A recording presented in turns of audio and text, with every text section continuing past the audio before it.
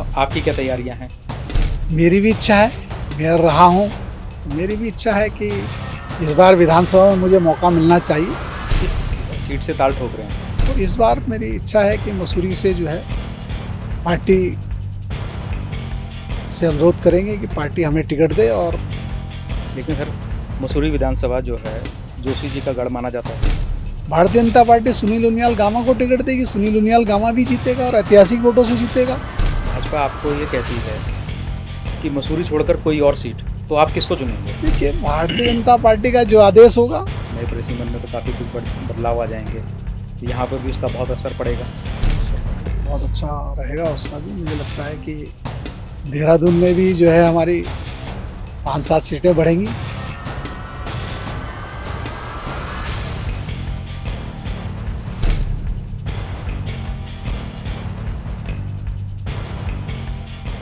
नमस्कार सर, आज के हमारे नमस्कार भाई साहब। पॉडकास्ट में आपका बहुत बहुत स्वागत है। धन्यवाद भाई साहब। सर, जैसा कि अब 2027 के चुनाव कुछ ही टाइम बचा है, मेरे ख्याल से 8-10 महीने, तो बीजेपी की क्या तैयारियां चल रही हैं? कि बीजेपी तो 5 साल जो है इलेक्शन मोड में रहती है और बड़ा संगठन है हमारा, तो राष्ट्रव्यापी संगठन है, बूथ स्तर तक के हमारे जो है कार्यकर्ता हैं। इसलिए बीजेपी जो है 24 घंटे जो है चुनाव के लिए तैयार रहती है, लगातार जनता के बीच में कार्यक्रम करती है, लगातार संगठन के कार्यक्रम चलते रहते हैं। तो इसलिए बीजेपी के लिए तो चुनाव, अभी हमारे निगम के चुनाव हुए, पंचायत के चुनाव हुए, तो बीजेपी हमेशा चुनावी मोड में रहती है और बड़ा संगठन है, बड़े कार्यकर्ता हैं। तो इसलिए जो है बीजेपी जब चुनाव की घोषणा होगी तो बीजेपी के कार्यकर्ता हमेशा चुनाव के लिए तैयार रहते हैं। तो सर, ये तो हो गई बीजेपी की बात। आपकी क्या तैयारियां हैं?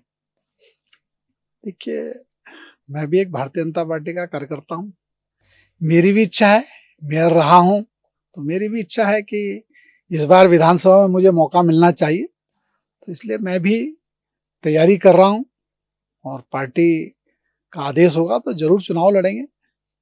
तो आप किस सीट से ताल ठोक रहे हैं? कि फिलहाल तो मेरा नगर निगम का जो क्षेत्र है वो 100 वार्डों का है, 7 विधानसभाएं उसमें लगती हैं, लेकिन जो मेरा निवास है वो मसूरी विधानसभा में आता है। और मसूरी विधानसभा से मैंने, जब मैं मेयर नहीं भी था तब भी मैंने प्रयास किया था, तो लेकिन उसके बाद 2018 में मुझे पार्टी ने टिकट दिया और मैं मेयर बना, जनता के आशीर्वाद से, पार्टी के आशीर्वाद से। तो इस बार मेरी इच्छा है कि मसूरी से जो है पार्टी से अनुरोध करेंगे कि पार्टी हमें टिकट दे और हम मसूरी से चुनाव लड़ेंगे। और पार्टी, भारतीय जनता पार्टी की झोली में जो है मसूरी विधानसभा से जो मसूरी विधानसभा जो हमारा शहर का हिस्सा है, 11 वार्ड उसमें जो है नगर निगम के पहले से ही आते हैं। और जो मसूरी की जो भौगोलिक परिस्थिति है वहाँ से पहले से ही, क्योंकि मैं युवा मोर्चे में बड़े लंबे समय तक मैंने काम किया है, तो क्षेत्र से अवगत हूँ, वहाँ की समस्याओं से अवगत हूँ, वहाँ के जो दिक्कतें हैं, अभी भी मेरी दिक्कतें में जो हैं वो समय समय पर जब मैं क्षेत्र में जाता हूँ तो लोग बताते हैं, तो उसका समाधान जो हो सकता है उसका करते हैं, जो नहीं हो सकता उसके लिए सरकार से भी अनुरोध करते हैं, माननीय मुख्यमंत्री जी से भी अनुरोध करते हैं, संगठन से भी अनुरोध करते हैं, तो उसका समय समय पर उसका समाधान होता है। लेकिन सर, मसूरी विधानसभा जो है जोशी जी का गढ़ माना जाता है। देखिए, मसूरी जो विधानसभा जो है वो जोशी जी का गढ़ तो जरूर है, लेकिन वो भारतीय जनता पार्टी की सीट है। भारतीय जनता पार्टी जिसे जिसे टिकट देगी वो जीतेगा। भारतीय जनता पार्टी सुनील उनियाल गामा को टिकट देगी, सुनील उनियाल गामा भी जीतेगा और ऐतिहासिक वोटों से जीतेगा। तो इसलिए वो भारतीय जनता पार्टी की सीट है और भारतीय जनता पार्टी हमारे लिए संगठन सर्वोपरि है। ये तो मैंने भी देखा है कि बहुत सारी सीटें ऐसी हैं जो कि सिर्फ कमल के फूल पे ही जो है कोई भी अगर खड़ा हो तो जीत सकता है, ऐसी कई सारी सीटें हैं। भारतीय जनता पार्टी का मैं कहता रहा हूँ कि हमारा जो बूथ स्तर से लेकर जो है राष्ट्रीय स्तर तक जो है हमारे कार्यकर्ता जो है हमेशा जो है चुनावी मोड में रहते हैं और हमेशा जो है पार्टी के लिए, जब भी कभी पार्टी के लिए जो जिस कार्यकर्ता को जो आदेश होता है उसका पालन होता है। तो निश्चित रूप से बड़ा संगठन है, बड़े कार्यकर्ता हैं, कार्यकर्ताओं की फौज है हमारे यहाँ, और देशभक्त कार्यकर्ता है, देशभक्त कार्यकर्ता हैं, और इसलिए जो है भारतीय जनता पार्टी मसूरी से जिसको भी टिकट देगी वो जीतेगा, इसलिए मेरा पार्टी से भी अनुरोध रहेगा कि पार्टी हमें मौका दे और हम भी जो है। मतलब मसूरी विधानसभा जो है आपने सिर्फ इसलिए चुनी है क्योंकि आपका घर उस क्षेत्र में आता है। देखिए घर भी आता है और वहाँ के जो मेरे इष्ट मित्र हैं, मेरे एक बड़ी जो मसूरी जो क्षेत्र है, ये शहर के तो वार्ड लगते हैं, लेकिन जो मेरा जो जहाँ मूल मेरा गांव है कीर्तनगर ब्लॉक, कीर्तनगर ब्लॉक के भी वहाँ कम से कम 7-8 हजार लोग रहते हैं। तो उसको उन लोगों ने भी कहा कि आप आइए ना, अपने आप इस क्षेत्र के हैं तो मसूरी विधानसभा में ही रहते हैं तो आप आइए। मतलब इस बार तो जनता ही चाहती है कि आप आए। बिल्कुल, जनता ने भी कहा है और हमारी भी इच्छा है, दोनों की इच्छा है। और तीसरी इच्छा पार्टी की होगी तो जरूर जो है मसूरी विधानसभा में जो है 2 इच्छाएं मिल चुकी हैं, तीसरी इच्छा मिलना बाकी है। तीसरी इच्छा मिलेगी तो जरूर भारतीय जनता पार्टी की जो है सुनील उनियाल गामा विधायक होंगे। बिल्कुल सर, हमारे तो आज ही से आपको शुभकामनाएं हैं। धन्यवाद। अच्छा सर, आपने तो क्योंकि आपके क्षेत्र में आप मेयर रहे हैं, आपने तो कई सारी विधानसभाएं आपके क्षेत्र में रही हैं, आपने काम देखा है। तो ये सिर्फ मसूरी का क्षेत्र आपका गृह निवास है, कीर्तिनगर के वहाँ पे काफ़ी लोग हैं और वहाँ पे भी आपका जुड़ाव है। लेकिन आपका तो पूरा देहरादून अपना है। अब जितनी विधानसभाएं आपके कंट्रोल में रही हैं, आपके अंडर में रही ये हैं, 7 विधानसभाएं जो है नगर निगम में आती हैं। सहसपुर वार्ड के तीन वार्ड आते हैं, डोईवाला विधानसभा के 7 वार्ड आते हैं और जो 5 विधानसभाएं वो पूरी आती हैं। मसूरी के 11 वार्ड आते हैं, बाकी ग्रामीण क्षेत्र है। तो अगर भाजपा आपको ये कहती है कि मसूरी छोड़कर कोई और सीट, तो आप किसको चुनेंगे? देखिए, भारतीय जनता पार्टी का जो आदेश होगा, भारतीय जनता पार्टी जहां से चुनाव लड़ने के लिए कहेगी वहां जाएंगे, वहां भी जीत के दिखाएंगे। क्योंकि जब नगर निगम का हमारा क्षेत्र रहा है और नगर निगम में 5 साल हमने काम किया है, तो हमने बगैर भेदभाव के काम किया है। हमने वहां ये नहीं देखा कि ये कौन से दल का है, ये हमने देखा कि ये जनता है और इस देहरादून की जनता है। देहरादून के लिए जो है विकास होना चाहिए, देहरादून को स्वच्छदून सुंदर होना चाहिए, तो इसके लिए हमने काम किया। और देहरादून में सबसे बड़ी बात यह है कि देहरादून जो हमने एक हमारा फोकस था कि देहरादून हमारा स्वच्छदून सुंदर दून होना चाहिए। हमारा दून का जो है भारत का सर्वश्रेष्ठ नगर निगमों में हम इसको बनाना चाहते थे। इसके लिए हमने काम भी किया। हमने एक 50 किलोमीटर की मानव श्रृंखला बनाई, जिसमें 1,28,000 लोगों ने जो है संकल्प लिया कि हम देहरादून को स्वच्छ भी रखेंगे, देहरादून को प्लास्टिक मुक्त करेंगे, देहरादून का पर्यावरण ठीक करेंगे। इसके लिए संकल्प लिया, लेकिन बीच में कोरोना आया, इस वजह से थोड़ा प्लास्टिक में व्यवधान है। लेकिन स्वच्छता की रैंकिंग हमारी सुधरी है। जो हम 384 स्थान पे थे, आज हम जो है नगर निगम में जब हम थे तो 68वें स्थान पर हम आ गए थे। तो स्वच्छता के लिए हमने काम किया, देहरादून को साफ करने का हमने काम किया। देहरादून वासियों को हमने, बच्चों को प्रेरित किया कि जो है ये सफाई पे विशेष फोकस होना चाहिए। तो इसलिए देहरादून की जो स्वच्छता की रैंकिंग में सुधार हुआ है, तो इसके लिए हमने प्रयास किया है, शहरवासियों ने प्रयास किया और उसके परिणाम है कि आज जो है जब हम 2023 में हमारा कार्यकाल पूरा हुआ था तो हम 68वें स्थान पर आए थे। पूरे देश भर की जो नगर निगम है उसमें हम 68वें स्थान पर आए थे। तो बड़ी उपलब्धि हमारे लिए थी। जो हमारा हाउस टैक्स हम 17 करोड़ रुपए हमारे पास आता था, हमने उसको 65 करोड़ में पहुंचाया। तो मतलब अगर आपको एक बार और चांस मिलता तो शायद ये 68 से 1 की तरफ और कुछ बढ़ जाता। देखिए पार्टी ने मुझे मौका दिया, हमने काम किया। अब सौरभ भाई को मौका दे रहे हैं, सौरभ भाई काम कर रहा है। ये तो भारतीय जनता पार्टी है। भारतीय जनता पार्टी तो जिसको भी जो है मुखौटा बना के खड़ा कर देगी वो जीतता है। भारतीय जनता पार्टी हमें जो है मसूरी में भेजेगी तो हम मसूरी से जीतेंगे, भारतीय जनता पार्टी कहीं और से भेजेगी वहां भी जीतेंगे। आपके कार्यकाल से पहले का नगर निगम, आपके समय का नगर निगम और आज का, इन तीनों में आपको क्या बदलाव दिखाई देते हैं, क्या अंतर है? देखिए, तीनों में पहले भी जो है हमारे माननीय विनोद चमोली जी 10 साल वहां मेयर रहे और अब हमारे सौरभ भाई मेयर हैं। तो सबकी कार्यशैली अलग अलग है, सबकी काम करने की क्षमता अलग है, सबकी काम करने का उद्देश्य अलग है, सबकी जो है अलग अलग है। तो हमने जो है उसको फोकस किया, हमने कहा स्वच्छता में इसको आगे बढ़ाना है, हमने इसका राजस्व आगे बढ़ाना है, हमने कहा शहर में कुछ ऐसे काम करने, हमने पार्कों का सौंदर्यीकरण किया। आपने देखा होगा गांधी पार्क की क्या स्थिति थी, हमने गांधी पार्क को जो है ओपन जिम बनाया, ताकि जो है सुबह लोग वहां वॉक करने जाते हैं तो जिनके पास पैसा नहीं होता वो जो है फ्री में वहां अपने जिम का सदुपयोग कर सकें। तो इस कल्पना के साथ हमने काम किया, और नगर निगम में मुझे लगता है कि जितना काम हमारे 5 साल के कार्यकाल में हुआ वो हमने, उससे हमें संतुष्टि है। अपने आप को भी संतुष्टि होनी चाहिए, तो इसलिए हमें उससे संतुष्टि है कि अभी जितने हुए पार्कों के काम चल रहे हैं वो हमने ही, हमारे टाइम के प्रयास से वो पैसा आया था, शासन से पैसा, उसके अलग से पैसा आया था। हमारे मनोज जी उस समय म्युनिसिपल कमिश्नर थे, और उनके और हमारे प्रयास से जो है पैसा आया था। आज पार्क बन के तैयार हो रहे हैं, बढ़िया पार्क हो रहे हैं, तो जनता को सुविधा मिल रही है। अब माननीय मुख्यमंत्री जी ने भी घोषणा करी है कि जो है हम जो है जगह जगह ओपन जिम बनाएंगे, जगह जगह पार्क बनाएंगे। तो ये शहरवासियों को सुविधा देनी है, शहरवासियों को सुविधाएं मिल रही हैं भारतीय जनता पार्टी की सरकार में। लेकिन जनता तो अभी भी कई जगहों पे देखा जाता है कि बहुत परेशान है। देखिए, कहीं दिक्कतें होती है, हम ये नहीं कहते कि 100 लोग 100 के 100 संतुष्ट हैं, लेकिन 90 लोग संतुष्ट हैं, ये बड़ी बात है। मतलब आप मानते हैं कि 90% तो जो है संतुष्ट हैं? मेरा मानना है। और जब मैं था तो मैं अपनी उसका जिक्र करूंगा कि मेरी नगर निगम में 100 वार्ड थे, 20 नामित पार्षद थे, 120 हमारे पार्षद हो गए, 7 हमारे विधायक थे और 2 हमारे सांसद हैं।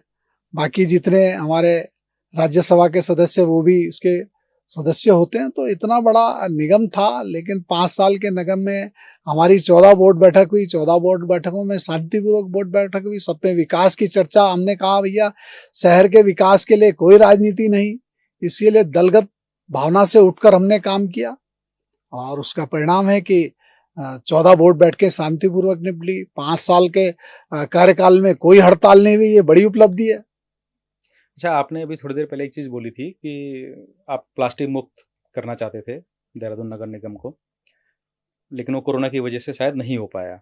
लेकिन आपको लगता है कि अगर एक आम इंसान जो है वो लोग जुड़कर, आपने मानव श्रृंखला भी बनाई इसमें बहुत बड़ी, और वो लोग जुड़कर एक कोशिश करें प्लास्टिक मुक्त होने के लिए, लेकिन जब तक इसमें प्रशासनिक और शासन की तरफ से पहल नहीं होगी तब तक इसमें कुछ नहीं हो सकता?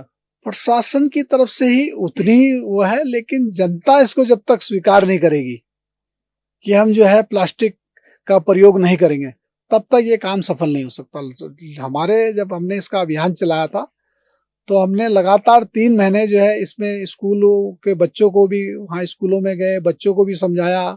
जितने बड़े बड़े विश्वविद्यालय हैं उनको भी वहाँ स्कूलों में गए, उन बच्चों को भी समझाया, उन बच्चों को उस कार्यक्रम में भी आमंत्रित किया। तो उसका परिणाम ये हुआ कि जब जो प्लास्टिक का जो हमारा जो कचरा आता है उसमें 70 से लेकर 80% की कमी आई थी। लेकिन अगर वो कोरोना ना आता तो 100% जो है हमारा प्लास्टिक मुक्त देहरादून से हो चुका होता। लेकिन अब क्या कहें कि कोरोना जो है जो किसी के हाथ में नहीं था, लेकिन वो हमारे देश के यशस्वी प्रधानमंत्री हैं जिन्होंने भारत में जो है कोरोना का किस तरीके से उसको संभाला। इसके लिए हम अपने प्रधानमंत्री जी का, उनका बहुत बहुत धन्यवाद, आभार व्यक्त करते हैं कि उन्होंने देहरादून को के साथ साथ पूरे भारत को जो है उन्होंने बहुत अच्छे तरीके से कोरोना से जो है सबको मुक्ति दिलाई। तो ये हमारे भारतीय जनता पार्टी और भारतीय जनता पार्टी के जो हमारे लोकप्रिय प्रधानमंत्री हैं आदरणीय नरेंद्र मोदी जी, उन्हीं का प्रयास था कि पहले जान बचानी थी। प्लास्टिक तो खैर फिर बंद हो जाएगा, लेकिन पहले सबकी जान की रक्षा करनी थी, वो प्रधानमंत्री जी ने करी। अच्छा सर, ये जैसे प्लास्टिक को लेके हम बात करते हैं कि हमें प्लास्टिक मुक्त करना है, तो हम बहुत लोअर लेवल पे हम उस पे काम कर रहे हैं। अगर हम सीधा डायरेक्टली ऐसी जगह पे हिट करें कि जहाँ पे ये बन रहा है, अगर सरकार उसी जगह पे रोक लगा दे कि बनाओ ही मत। आपका कहना बिल्कुल ठीक है, लेकिन मैं फिर कह रहा हूं कि जब तक जनता इसको संकल्प नहीं लेगी, अगर जनता संकल्प ले ले कि हम प्लास्टिक का प्रयोग नहीं करेंगे, तो दुकानें अपना आप बंद हो जाएंगी, फैक्ट्रियां अपना आप बंद हो जाएंगी जब उनका माल नहीं बिकेगा। तो इसलिए जो है जनता जनार्दन है, और जनता की इच्छा शक्ति के बगैर कुछ नहीं हो सकता। उत्तराखंड का एक मिसाल है कि यहाँ की जनता ने, यहाँ की मातृशक्ति ने ठाना कि उत्तराखंड राज्य अलग बनना चाहिए, तो उत्तराखंड राज्य अलग बना। हम अपने उस समय के प्रधानमंत्री माननीय अटल बिहारी वाजपेयी जी का धन्यवाद करते हैं कि उन्होंने उत्तराखंड राज्य मातृशक्ति का सम्मान करते हुए, मातृशक्ति का देखिए पहले भी सम्मान हुआ, अब भी सम्मान हो रहा है। अब माननीय नरेंद्र मोदी जी 33% का आरक्षण जो है महिलाओं के लिए ला रहे हैं, 33% भागीदारी हमारी मातृशक्ति की होगी उसमें, तो देश जो है आगे बढ़ेगा। मातृशक्ति आगे बढ़ेगी तो देश आगे बढ़ेगा। मातृशक्ति के ऊपर तो सर विपक्ष का कहना यह है कि तो 2 साल पहले तैयार हो गया था, फिर भी इसको जबरदस्ती रोका गया। देखिए अब विपक्ष का काम तो कहना है, वो कुछ ना कुछ तो कहेगा ही। अगर वो सरकार के हाँ में हाँ मिलाएगा तो फिर वो राजनीति कैसे करेगा? इस बात में सच्चाई तो है कि तैयार तो पहले ही हो गया था। तैयार हो गया था, लेकिन समय तो उसका 29 में ही लागू होना था, तो 29 में लागू हो रहा है। तो ये कहीं ऐसा तो नहीं कि ये मुद्दा चुनाव में काम आएगा? नहीं, मुद्दा चुनाव में काम आए ना आए, लेकिन भारतीय जनता पार्टी जो कहती है वो करती है। भारतीय जनता पार्टी मातृशक्ति के लिए बिल लाई थी, और आज उसका जो है 29 में जो है लागू होगा, ये सब देखेंगे। अब इसका विरोध हो रहा है कि जितनी 500 कुछ सीटें हैं इसमें जो है लागू किया जाए। तो प्रधानमंत्री जी जो है बड़ी सोच के आदमी हैं, विश्व के नेता हैं, तो इसलिए मातृशक्ति को आगे बढ़ा रहे हैं, तो सबको उनका धन्यवाद करना चाहिए। और अब तो सीटें भी बढ़ने वाली हैं, नए परिसीमन में तो काफी कुछ बदलाव आ जाएंगे, यहाँ पर भी उसका बहुत असर पड़ेगा। बहुत अच्छा रहेगा उसका भी। मुझे लगता है कि देहरादून में भी जो है हमारी 5-7 सीटें बढ़ेंगी, लेकिन सर मातृशक्ति के लिए बढ़ेंगी। आपको ऐसे नहीं लगता, क्योंकि आप भी पहाड़ से आते हैं, हम भी पहाड़ से आते हैं, पहाड़ का दर्द हर एक के दिल में है। पहाड़ तो खाली होते जा रहे हैं और जनसंख्या के आधार पर होना है काम। ठीक बात है, लेकिन इसमें अभी जो चर्चाएं हो रही हैं, वो चर्चाएं ये हैं कि पहाड़ और मैदान में जो है अलग अलग इसके जो है मानक होने चाहिए। पहाड़ में जो है क्षेत्रफल के हिसाब से हो, और जो मैदानी क्षेत्र है वहाँ जनसंख्या के हिसाब से हो, तो उससे संतुलन बना रहेगा। वहाँ की सीटें कम नहीं होंगी, वहाँ की सीटें भी बढ़ेंगी, और देहरादून और जो हमारा देहरादून है, हरिद्वार है, उधम सिंह नगर है, वहाँ की सीटें बढ़ेंगी, वहाँ की कम नहीं होंगी। तो ये भी हमारे लिए उपलब्धि होगी अगर ऐसा होता है। ऐसा ही होगा। वैसे तो मेरे ख्याल से तो, क्योंकि क्षेत्र को लेके पहाड़ में तो सीटें बढ़नी चाहिए, कम ना होने की बजाय बढ़नी चाहिए, क्योंकि इतने बड़े बड़े क्षेत्र हैं, क्षेत्रफल बड़े हैं कि अगर विधानसभा के तौर पे देखें तो विधानसभाएं ही वहाँ पे पहाड़ों में इतनी बड़ी हैं कि एक विधायक अपना एक दिन में अपनी पूरी विधानसभा नहीं घूम सकता। जबकि यहाँ पे अगर आप बात करें शहरों की, तो यहाँ पे एक विधायक एक दिन में 4-5 चक्कर लगा सकता है अपनी पूरी विधानसभा में। कुछ विधायक हमारे शहर में ऐसी हैं कि अगर विधायक चाहे तो स्कूटर में पूरे दिन भर में अपनी विधानसभा में घूम सकता है, आराम लेकिन से। पहाड़ों में ये स्थिति नहीं। चाहे तो हर घर में जा सकता है। हाँ, बिल्कुल कर सकता है, लेकिन पहाड़ों में ये स्थिति नहीं, क्योंकि पहाड़ों में जो है 2 घर एक चोटी पे हैं, 10 घर दूसरी चोटी पे हैं, वहाँ पैदल जाने के लिए जो है। लेकिन अब तो प्रधानमंत्री सड़क योजना से जो है गांव जुड़ रहे हैं, घर घर नल, घर घर बिजली का जो संकल्प जो प्रधानमंत्री जी ने लिया है, तो इस समय ग्रामीण क्षेत्रों में पानी भी मिल रहा है, घर में बिजली भी मिल रही है, सड़क भी मिल गई है, तो सुविधाएं तो पहाड़ों में भी बढ़ रही है। और ये भारतीय जनता पार्टी की जब से सरकार बनी है, ये बात तो है, क्योंकि पिछले एक लंबे अरसे से हम भी इंतजार में थे, और इसी साल 2026 के फरवरी में हमारे गांव में भी जो है पानी आ गया। नहीं तो एक लंबे समय से इंतजार था हम लोगों का भी। इसके लिए आप बधाई के पात्र हैं और सरकार का धन्यवाद है। ये तो सर सरकार बधाई के पात्र है, हम तो इंतजार में थे। सरकार का यही है कि अंतिम छोर के व्यक्ति पे भी जो है सरकार का लाभ पहुंचना चाहिए, वो पहुंच रहा है। अच्छा सर, आप मसूरी विधानसभा से चाहते हैं कि वहां से आपको टिकट मिले और वहां से आप लड़ें।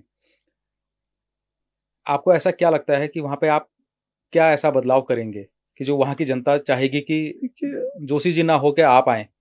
देखिए, वहाँ मसूरी हमारा एक मसूरी की रानी, पर्वतों की रानी है, और पूरे देश दुनिया के लोग वहाँ आते हैं। तो वहाँ सुविधाएं भी चाहिए। सबसे बड़ी वहाँ रोड की है समस्या, बहुत जाम रहता है। उस जाम से छुटकारा मिले, वहाँ की पार्किंग की व्यवस्था ठीक हो, वहाँ पानी की भी दिक्कत है, पानी की समस्या का समाधान हो, वहाँ रेडी पटरी वालों की भी समस्या है, उन समस्याओं उनको भी रोजगार मिले। और प्रधानमंत्री जी का की संकल्प है कि छोटे छोटे वेंडिंग जोन बनाकर जो है ऐसे लोगों को वहाँ वेंडिंग जोन में जगह दी जाए, ताकि उनका रोजगार चल सके। तो वेंडिंग जोन हमने देहरादून में इसके वेंडिंग जोन की शुरुआत आपके यहाँ रिंग रोड पे करी थी, और भी हमने कई वेंडिंग जोन बनाए थे। ऐसे ही मसूरी में भी वेंडिंग जोन बनाएंगे और वेंडिंग जोन के माध्यम से जो वहाँ के हमारे बेरोजगार भाई बहन हैं उनको भी उसमें रोजगार मिलेगा। तो इससे वेंडिंग जोन की व्यवस्था आगे बढ़ाई जाएगी। लेकिन सर अगर आप मसूरी के लिए सड़क आप बता रहे हैं कि जाम लगता है, उसके लिए तो चौड़ा करना पड़ेगा। चौड़ा हो रहा है सड़क। अभी प्रधानमंत्री जी आए थे, राजधानी, छोटी राजधानी और बड़ी राजधानी की दूरी उन्होंने कम करी है, दिल्ली की दूरी कम हुई है। इसके लिए प्रधानमंत्री जी हमें बड़ी सौगात देके गए हैं। अभी साथ में नितिन गडकरी जी भी आए थे, उन्होंने भी कई घोषणाएं करी हैं। प्रधानमंत्री जी ने घोषणा करी है मसूरी के लिए अलग से रोडें बन रही हैं। आने वाले 2-3 साल में जो है ये जाम से भी छुटकारा मिलेगा। अभी रोपवे का भी काम चल रहा है और रोपवे भी बहुत जल्दी 2027 में तैयार हो जाएगा। तो इससे जाम से हमें निजात मिलेगी। तो सरकार को जो काम करना चाहिए था, सरकार काम कर रही है। अच्छा, एक ये मसूरी के लिए जैसे आपने बताया कि कुछ प्रोजेक्ट और भी चल रहे हैं। ये बिंदाल नदी के ऊपर भी जो है पूरा एक प्रोजेक्ट आने वाला है। बिंदाल और रिस्पना रिस्पना को लेकर जो है एक हमारे रिंग रोडें बन रही हैं। इससे जिस दिन बिंदाल और रिस्पना का हमारे जो एलिवेटेड रोड बन जाएंगी, उससे भी जाम से हमें शहरवासियों को भी मुक्ति मिलेगी और जो बाहर से जो हमारा टूरिस्ट आता है उससे भी उनको जो है जाम से निजात मिलेगी। लेकिन आपको लगता नहीं कि ये खतरनाक भी होगा? खतरनाक सब मानक को देख के बनाए जा रहे हैं ये सब चीजें। मानक को देख के तो देखिए हमेशा सारे काम मानक को देख के ही किए जाते हैं। कुदरत लेकिन आपने है। देखा होगा कि अभी जो पिछले साल बरसातें जो गई हैं, इसमें देहरादून चारों तरफ से कट गया था। हाँ, एक ही दिन में। ठीक है। आपदा तो कभी भी आ सकती है ना, आपदा के लिए तो कोई वो नहीं है। तो इसलिए तो इसका असर तो उन चीजों के ऊपर भी पड़ेगा, क्योंकि नदी तो हर जगह इतनी चौड़ी है नहीं। देखिए वो भी बात ठीक है, लेकिन अब शहर से जाम से मुक्ति दिलानी है तो ये काम भी जरूरी है, विकास भी जरूरी है। जब विकास जब होगा तो फिर थोड़ा बहुत दिक्कतें भी आएंगी। फिर त्रिवेंद्र जी का वो सपने का क्या होगा जिसमें वो रिस्पना को दोबारा से जागृत करना चाहते थे? कोई नहीं, वो सपना भी पूरा होगा कभी, और सपना होगा पूरा उनका। हमारे उत्तराखंड के नेता हैं, नेता रहेंगे। उन्होंने लाखों पेड़ लगाने की लाखों पेड़ लगाए हैं। पर्यावरण से उनका विशेष प्रेम है, पर्यावरण से विशेष प्रेम है। रिस्पना और नदी में उन्होंने जो है नदी को साफ करने का लंबा अभियान उन्होंने चलाया था, उसमें हम भी भागीदार बने हैं। उसमें हमारे बड़े बड़े संत लोग भी उसमें आए थे। तो निश्चित रूप से उनका संकल्प था और अभी भी पर्यावरण प्रेमी हैं, जगह जगह वृक्षारोपण करते हैं, समय समय पर जो है वृक्षारोपण भी करते हैं, रक्तदान भी करते हैं।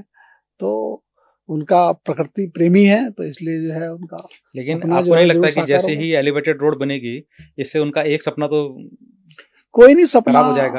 अब सपना तो कोई बात नहीं, सपना भी साकार होगा, कोई दिक्कत नहीं। प्रगति के नाम पे ऐसा तो नहीं हो रहा है कि देहरादून की स्थितियां दिन प्रतिदिन खराब होती जा रही हैं? देखिए अब देहरादून पे लोड तो ज्यादा है ही। देहरादून की पहले की जनसंख्या क्या थी और आज की क्या है, सड़कें तो वही है। कुछ ना कुछ तो हमें काम करना ही पड़ेगा। अगर हम काम नहीं करेंगे, उसको फोकस नहीं करेंगे, तो सरकार के साथ साथ जनता का भी उसमें सहयोग चाहिए। जनता का सहयोग मिलेगा तो निश्चित रूप से जो है सब काम होंगे। अच्छा, आपको क्या लगता है कि देहरादून तो पहले से ही उत्तराखंड के बनने से पहले से ही देहरादून एक बहुत ही सुंदर शहर था। अगर ये राजधानी देहरादून न रह के पहले ही बार में सीधा गैरसैंण होती, अगर पहली बार में ये राजधानी गैरसैंण में बन जाती तो इसका इम्पैक्ट क्या पड़ता? पहाड़ तो विकसित होता ही, पहाड़ में डेवलपमेंट होता। हर चीज का समय होता, हर चीज का समय है। जब समय आया तो ग्रीष्मकालीन राजधानी माननीय हमारे त्रिवेंद्र रावत जी ने उसकी घोषणा करी। अब समय आएगा तो पूरी राजधानी घोषणा भी भारतीय जनता पार्टी करेगी। तो समय का इंतजार कीजिए। तो आपको क्या लगता है कि कब तक? समय का इंतजार कीजिए। डबल इंजन की सरकार है, केंद्र भी आपके पास है और राज्य तो है ही है। तो यहाँ पे इस समय जो है इस तरह की घोषणा करने के लिए किसकी परमिशन की और जरूरत है? देखिए ठीक है, अब जब समय आएगा तो इसका निर्णय लिया जाएगा और मुझे लगता है कि समय बहुत जल्दी आएगा। तो आपको लगता है कि इस समय जो प्रदेश में जो सरकार में जो भी मंत्री लोग हैं या जितने विधायक हैं अभी, इस चीज़ के ऊपर कभी चर्चा करते होंगे? नहीं, चर्चा करते हैं तभी तो गैरसैंण में सत्र होता है। अगर चर्चा नहीं करते तो गैरसैंण में सत्र कैसे होता? चर्चा करते हैं, इसीलिए गैरसैंण भी जाते हैं सत्र में, विधानसभा में। मैंने बहुत से लोगों से सुना है जो कि उस सत्र के दौरान गैरसैंण जाते हैं, और विपक्ष तो खैर बोलता ही है, और बहुत सारे दूसरे लोगों से भी मैंने सुना है कि वहाँ पे जो है 2-3 दिन की सिर्फ पिकनिक मनाने जा रहे हैं हम लोग। देखिए, ऐसा नहीं कह सकते, इस बारी तो इतना लंबा सत्र चला है। इस बार तो खैर चला है ना? तो बिल्कुल। ऐसा नहीं कह सकते, लेकिन गैरसैंण में जो है अभी मूलभूत वहाँ सुविधाएं जो है धीरे-धीरे हो रही हैं। मुझे लगता है कि आने वाले समय में ये इन दिक्कत का भी समाधान होगा, और अभी तो 5-6 दिन का चला है, आगे फिर 10-12 दिन का भी चलेगा। मतलब धीरे-धीरे ये मतलब अभी 5 दिन हो गए, फिर 10 दिन होगा, फिर धीरे-धीरे शायद हमको वो कभी सुनने को मिले कि वो पूरी राजधानी बन गई। जल्दी मिलेगा। मतलब जल्दी अगले 5 साल में, या अभी हमको और लंबा इंतजार बहुत करना जल्दी पड़ेगा? इंतजार आप देखिए। क्योंकि पंचवर्षीय योजना में ही हम मान के चल रहे हैं। नहीं, बहुत जल्दी। अब हमारी भारतीय जनता पार्टी की 2027 में फिर सरकार बनेगी, तो फिर दोबारा जो है इसके लिए जो है सारी घोषणाएं होंगी। और विकास तो देखिए इस समय चौमुखी विकास हो रहा है, प्रदेश में चौमुखी विकास हो रहा है। देश में जो है माननीय प्रधानमंत्री जी, आज अमेरिका के जो है प्रधानमंत्री भी 40-40 मिनट बाद जो है आदरणीय नरेंद्र मोदी जी से करते हैं। तो ये भारत ने जो है अपना लोहा दिखाया है, और भारत ने लोहा तब दिखाया जब माननीय नरेंद्र मोदी जी प्रधानमंत्री हैं। तो 40 निश्चित रूप मिनट से तो बात आज करते हैं, हमारी साख लेकिन बड़ी है। 40 मिनट तो बात करते हैं, लेकिन टैरिफ भी खूब लगाते हैं। नहीं, टैरिफ लगाते हैं तो बाद में खुद ही तो हटाए हैं। लेकिन जब टैरिफ लगता है उससे तो देश की छवि जो है वो खराब ही होती है। देखिए, टैरिफ लगाए हैं, लेकिन टैरिफ भी हटाए तो खुद ही है उन्होंने। ये भी तो भारत झुका नहीं है। भारत झुका नहीं तो उन्होंने अपना आप टैरिफ हटा दिया। मेरे को लगता है कि थोड़ा सा और आगे बढ़कर एग्रेसिव होके ये भी होना चाहिए कि आप हमारे पे अब टैरिफ लगा रहे हैं तो हम आपके ऊपर लगाते हैं। प्रधानमंत्री जी जब मौका मिलता है तो उसका जवाब देते हैं। तो अच्छी बात है, ऐसे ही जवाब देता भी रहना चाहिए। और अच्छा सर, एक चीज हमारी रह गई थी, मैंने बीच में आपसे पूछा था कि अगर मसूरी विधानसभा नहीं तो कौन सी? जहां से पार्टी का आदेश होगा। पार्टी तो कहीं से भी कह सकते हैं, आपकी पसंद। मेरा नगर निगम का क्षेत्र 7 विधानसभा का रहा है। जहां पार्टी का आदेश हो जाएगा कि यहाँ से लड़ना, वहां से लड़ लेंगे, वहां से भी जीत के दिखाएंगे। वो भी सीट भारतीय जनता पार्टी की मतलब वैसे झोली में डालेंगे। पसंद अभी एक ही सीट है, बाकी जहां से पार्टी का आदेश होगा। लेकिन इच्छा जरूर है इस बार 2027 में चुनाव लड़ने की, तो इसलिए अपना भी संकल्प है कि 2027 में चुनाव लड़ेंगे, और भारतीय जनता पार्टी के आशीर्वाद से ही लड़ेंगे। अगर पार्टी टिकट नहीं देती है तब भी लड़ेंगे? पार्टी का पूरा विश्वास है कि पार्टी टिकट देगी। हमारा भी विश्वास है सर, हम भी चाहते हैं कि आप लड़ें, चुनाव लड़ें, और लेकिन अगर पार्टी टिकट नहीं देती, ऐसी नौबत नहीं आएगी, पार्टी टिकट देगी। हम भी यही आशा करते हैं सर। आपने बताया कुछ चीज़ें तो इधर के लिए आपने बता दी, मसूरी के लिए, कि आप वहाँ पे अगर चुनाव जीतते हैं तो वहाँ पे क्या क्या किस तरह की आपकी सोच है डेवलपमेंट करने को लेके। ऐसी क्या चीज़ें हैं जो आप देहरादून के मेयर रहते हुए यहाँ पे करना चाहते थे, प्लास्टिक वाले को छोड़ के, क्योंकि वो तो कोरोना की वजह से हो गया था, लेकिन आपको लगा कि हाँ, अगर कार्यकाल एक और मिलता तो मैं इसको भी कर लेता? देखिए, अगर एक कार्यकाल हमें और मिलता तो ये प्लास्टिक वाला अभियान हम फिर दोबारा चलाते, और प्लास्टिक और पर्यावरण को हम ठीक करने का काम करते। प्लास्टिक मुक्त जो है देहरादून हम बनाते। वेंडिंग जोन हम इसको जो है और विकसित करते, ताकि यहाँ के लोगों को रोजगार मिल सके। क्योंकि जो पहले एक हमने जो बोर्ड बैठक करी थी, उसमें हमने कहा था कि 25% जो है स्थानीय लोगों को भी उसमें जो है वेंडिंग जोन में हम व्यवस्था करेंगे। तो ऐसी कुछ योजनाएं थी जो हमारे दिमाग में थी, और वो, लेकिन जब कभी दोबारा मौका मिलेगा तो जरूर उनको पूरा करेंगे, और मौका नहीं भी मिलेगा तो किसी के माध्यम से उनको जो है पूरा करवाने का प्रयास करेंगे। अब सौरभ भाई है, उन्हें कहेंगे कि जो है इन कामों को आगे बढ़ाइए। सही बात है। देश हित में है, जनता के हित में है, बेरोजगारों के हित में है। तो हाँ, काफ़ी टाइम हो गया है अभी वेंडिंग जोन का आपने तो करा, लेकिन उसके बाद से कुछ उसमें हुआ नहीं उसका कोई डेवलपमेंट। और इसका तो नियरेस्ट हमारे नज़दीक ही है, आपके रिंग नज़दीक रोड पे है, ही। देख लीजिए। यहाँ के लोगों को इसमें काफ़ी राहत भी मिली। बहुत बहुत राहत मिली है। और जो जो हमारे ये व्यवसायी लोग हैं, इनको बड़ी राहत मिली है कि इनका जो उत्पीड़न होता था, उस वो ख़त्म हो गया। उत्पीड़न खत्म हो गया। उनको उनको तरफ से हो गया कि सरकार की तरफ से ही उनको जगह मिल गई है, तो उत्पीड़न तो पूरी तरह से खत्म हो गया उनका। नहीं तो हमेशा डर के साए में थे वो। सर, हम तो उम्मीद करते हैं आपको मसूरी से टिकट मिले, आप वहाँ से चुनाव लड़ें, जीतें और विधायक बनकर हमारे सामने आएँ और उपलब्धियाँ और भी आगे बढ़ें इसमें। हमारे व्यूअर्स को और जो लोग आपको वोट देंगे, उनको आप क्या संदेश देना चाहते हैं? क्योंकि देहरादून की जनता का, देहरादून के मीडिया का, देहरादून के जितने भी हमारे ब्रॉडकास्ट के लोग हैं, उनका सहयोग, आशीर्वाद लगातार मुझे मिलता, उनका आशीर्वाद मुझे मिलता रहे। और देहरादून का विशेष प्रेम जो है मेरे से भी है, मैं भी देहरादून से विशेष प्रेम करता हूँ। तो इसलिए ये प्रेम स्नेह सदा जो है हमारा बना रहे, ये भी मैं ईश्वर से प्रार्थना करता हूँ। बिल्कुल सर, हम भी ऐसी ही प्रार्थना करेंगे। आज के पॉडकास्ट के लिए सर बहुत बहुत धन्यवाद। धन्यवाद, धन्यवाद आपका।